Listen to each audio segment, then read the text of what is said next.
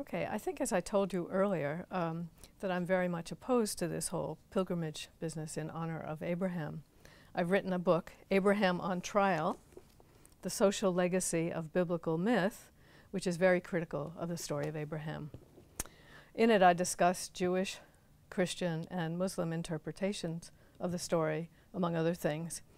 But the question that I ask and that motivated the book is, why is the story of Abraham's willingness to sacrifice his child instead of protection of him the model of faith at the foundation of these three monotheistic religions? It's not a story about ending the practice of child sacrifice, despite what some people might like to think. Not only is there little evidence in the Bible that such a practice existed, but Abraham is the model of faith precisely because of his willingness to go through with it. It was the angel calling out to him that stayed his hand. I argue instead that it's a story about obedience to a symbol, to a humanly constructed authority figure, and about establishing a patriarchal social order. Abraham's name means something like exalted father, and the story incorporates notions of gender and a specific theory of procreation, in which the male is imagined as the creative one. It was his seed that was thought to contain the essence and soul of a person, while the woman was imagined merely as the vessel that supplied the material substance. Thus men were seen as creators, symbolically allied with God, while women came to symbolize the earth.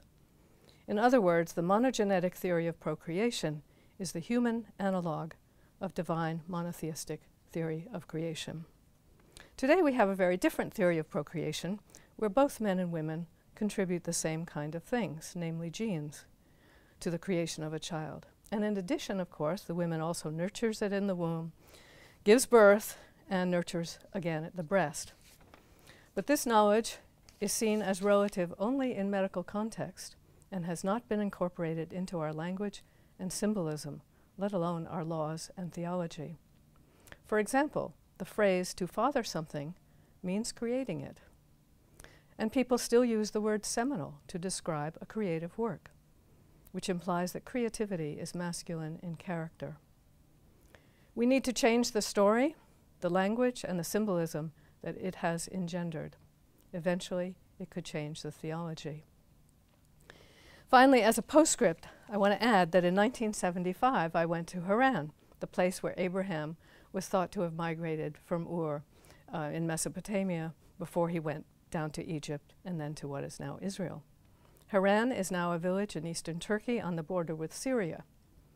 Before the time of Abraham, it used to be a place with a very different religious and social system, a place where women were priests, and a social system in which children were affiliated to the women's house, where women could also adopt children and pass property in their own name. I had foolishly thought by going to Haran I might unearth some fragment about Abraham and how the change in gender and notions of procreation came about. When I was there, and I was the only sort of outsider in Haran, when I was there, the people in Haran said, "She's on a pilgrimage." And then I realized later it was an anti-pilgrimage. Thank you. Oh, I want to show you a picture about, that is Haran. Will that come out? In 1975. Beehive domed houses. Thank you.